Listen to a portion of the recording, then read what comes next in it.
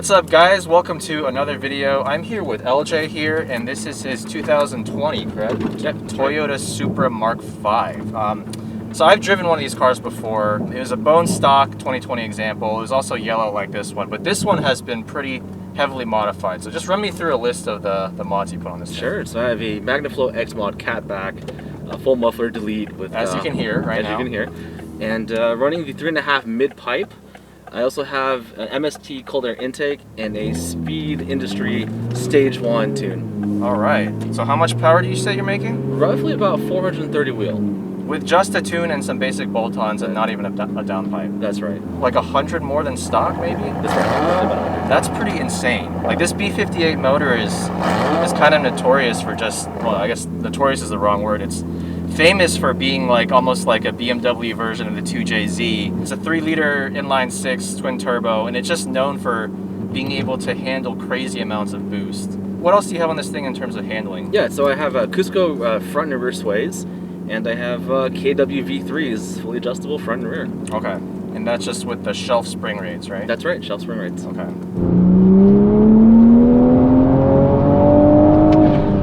Wow, fast car. Fast car, man.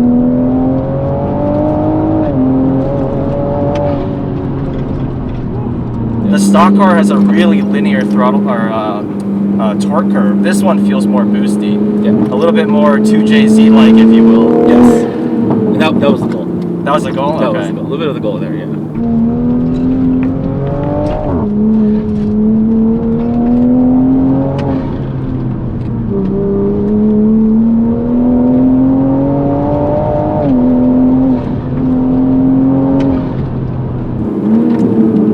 Love those downshifts.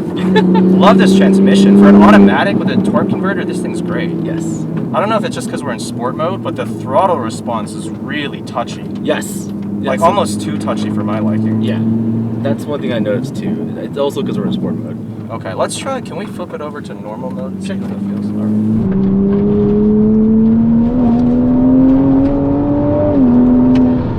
right. Traction control light is just flickering away in the dash. You got 275 section PS4S Michelins out there, right? Yeah. Back there? Yeah, I do. The rear likes to hop over the bumps, huh? Yes. Yeah, it certainly doesn't feel as natural for me to drive as the stock one did. I'll say that much. Yeah.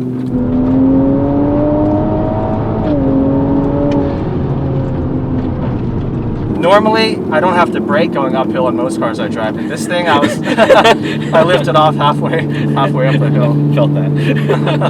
This car's very lively. I think that's the best word to describe it. Yeah, that's probably the best way to describe it. And you don't even have to be pushing it that hard for it to be moving around on you. Right. Like that rear end, even at half throttle, coming out of corners, it just wants to step out. Right.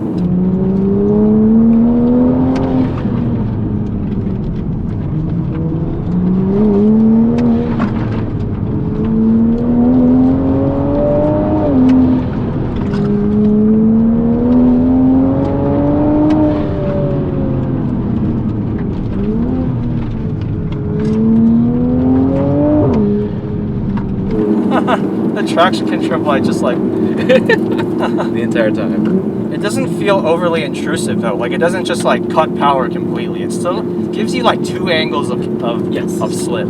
Yes. Which I like. It's cool. Now I get a chance to actually like pay attention to the interior. It's a very BMW interior. Is this carbon standard? Yeah. Oh no, that's all aftermarket. Oh, this is all aftermarket? Same thing with this too. This is also aftermarket. Oh, okay. Yeah, I like that. It's really well integrated. But yeah, it's kind of cramped interior. That's the only thing. It gives you that cocoon feeling. Right. Like, it's just like the Camaro, like you were saying. Right. Although this car's way smaller than the Camaro. I actually drove a ZL1 1LE on the same road. Right. It was a nightmare. Like the car felt like it was taking up both lanes. Right. Yeah. Right.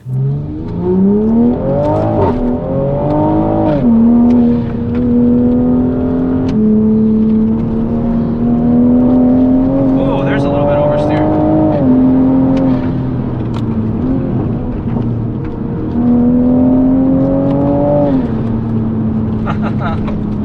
Oh man.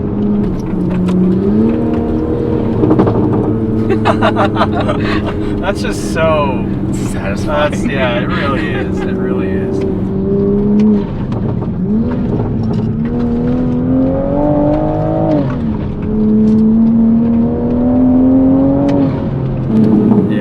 car is traction limited. That's an understatement. I've never driven a car that wants to rotate all the time like this.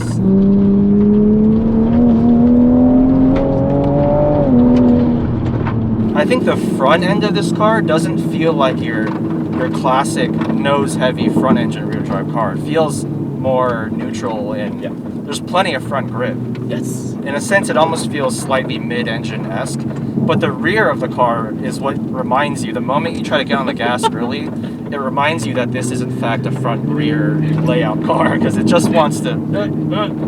Yes.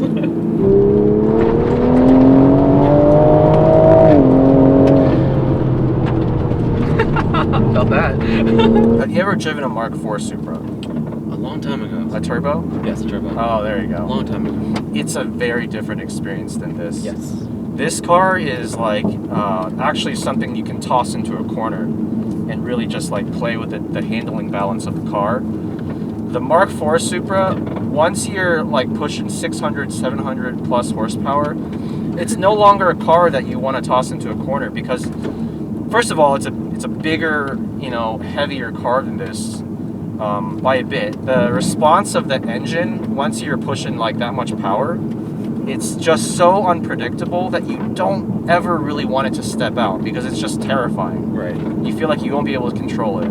Yeah, I would imagine losing control of 7 and Yeah. and 900 horsepower. It's not something, Yeah. at least like with an hour behind the wheel, it is not something I wanted to even attempt. With this car, like, I could not even be trying to get it to play with me, but like just give it a little too much gas coming out of the corner, it just wants to rotate. Yep. Which is really just like entertaining. All right, well, thank you so much, LJ. We'll do a little COVID-friendly elbow tap there.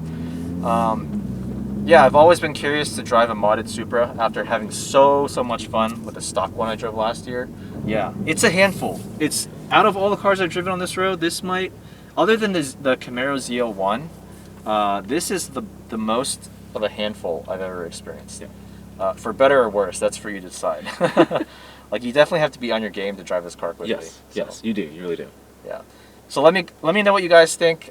Is it worth it to kind of build up a Supra like this, or do you think it's still just you know, an overpriced BMW? See you guys next time.